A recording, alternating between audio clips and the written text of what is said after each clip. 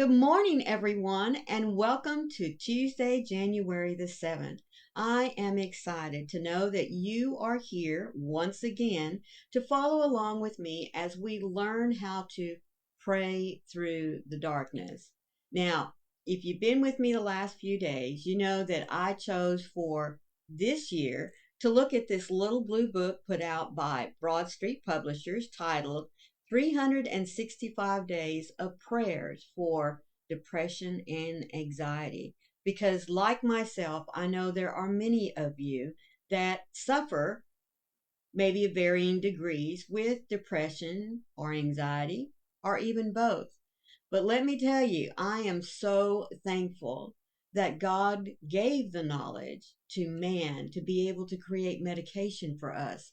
Aren't you? Because I know that there is no way I could go with this. I mean, get through this on my own. So, before we get started on today's devotional that is titled Shielded, and I think that's a very good word for us to look at today because many times I believe that we forget God protects us. He puts this shield around us when we ask for it. Now, I don't know about you, but I shouldn't always assume that God is always going to give me what I want. Now remember, there's a difference between need and want. And many times need and want are the same thing. Now, I'm not saying that God gives us a shield and then takes it away until we realize it's not there and we ask for it back again. That's not what I'm saying. What I'm saying is that we tend to forget that we are covered by God. We just need to reach out to Him more for ourselves than for Him to remind ourselves that He is constantly there with us, shielding us with the strength to fight whenever Satan decides to throw a little hiccup in our life. Whenever he throws those barbs at us that say, you can't do that. What makes you think you can do that? Or you're not good enough for that. That dress does nothing for you. I mean, come on. He thinks of every way to chip at our resolve, at our confidence, at our knowing our worth. So, as I said, in today's devotional, we are going to look at the idea of being shielded. And our Bible verse that goes along with this discussion today comes from Psalms chapter 3, verse 3. You, O Lord, are a shield about me, my glory, and the lifter of my head. Isn't that wonderful to know? He doesn't want our eyes downcast. He doesn't want us to take on that appearance of being unworthy. Because, folks, the moment we invited Him into our lives, we accepted Him, folks, we became worthy just by acknowledging that we need Him in our lives, by acknowledging the sacrifice that His Son made for our sins. So, yes, we are most definitely worthy of His love in that respect. Now, many are going to disagree with me with that statement, and I understand. Even though we become a child of God, many believe that we're still not worthy to receive His grace, but I am of the opinion that once saved, I am always saved, and means once accepted, I am always accepted. And if God finds me worthy, then yes, I am worthy. When storms of life rage, I find shelter in you. Your word says that you are my help in times of trouble.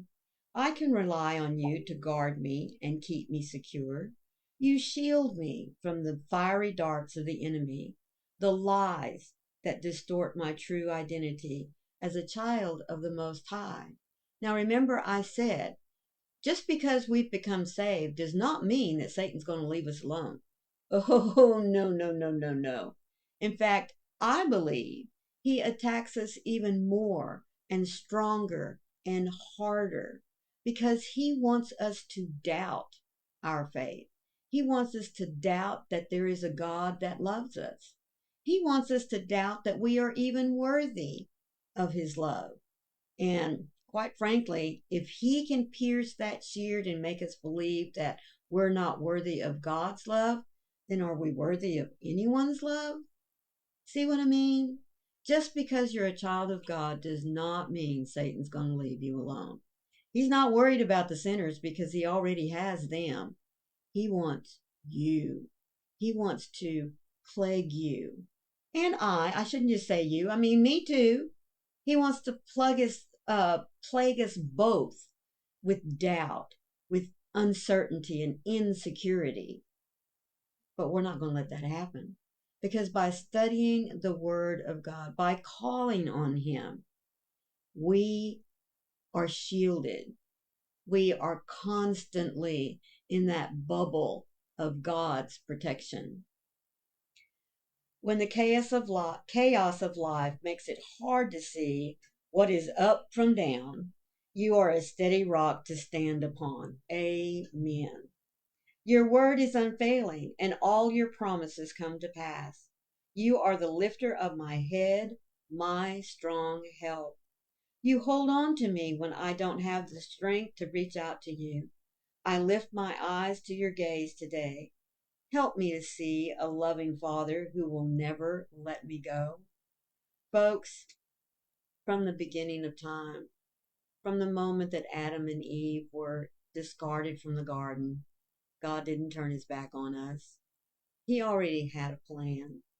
I'm sure in that moment that Adam and Eve sinned against God, I know it broke his heart. But isn't it wonderful to know that he knew it was going to happen and that he knew that he was going to want us back with him? So he had already set up a plan that he revealed to Abraham and was carried out all the way through the lineage of David to Joshua, his father, and Mary, his mother, by sending Jesus as a little bitty baby, human form, just so that we can truly understand that there is nothing that God has not experienced in the human form that we can say, well, you just don't understand. Oh, yes, he does. He most certainly does. He was tempted by Satan. Satan hit him with everything he could. Jesus never gave in. And that's what we can rely on. We can rely on the fact that Jesus, our Heavenly Father, is there for us. He would not have sent his Son if we were not that precious, that worthy to be called his children. God, my strength when I am worn down from the hits that life gives, I need you to hold me up. Be my defender. I can't fight these battles on my own. I don't even want to. You, Lord, are faithful, and I trust you. Cover me with your love as I lean into your arms today. Be assured that you are worthy.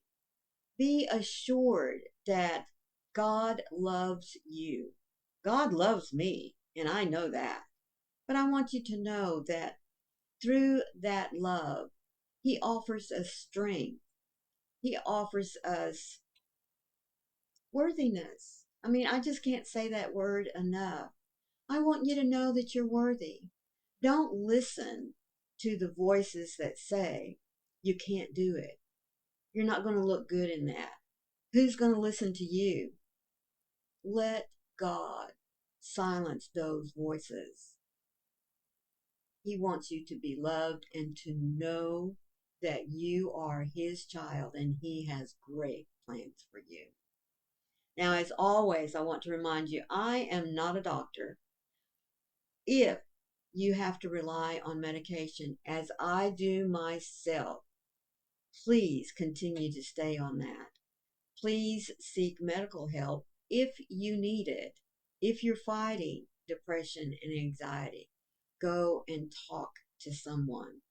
Get the help that God has made available to us through the knowledge of those that have been able to create medication that helps us to get through the dark times, the deep valleys, and the shadows.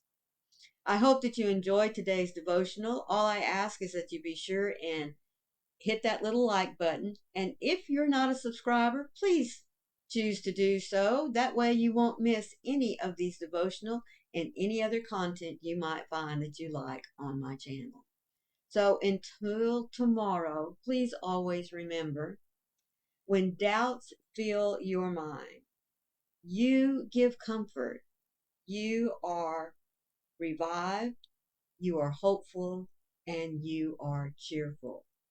You is God reminding us that there is hope, there is cheer, and there most certainly is love.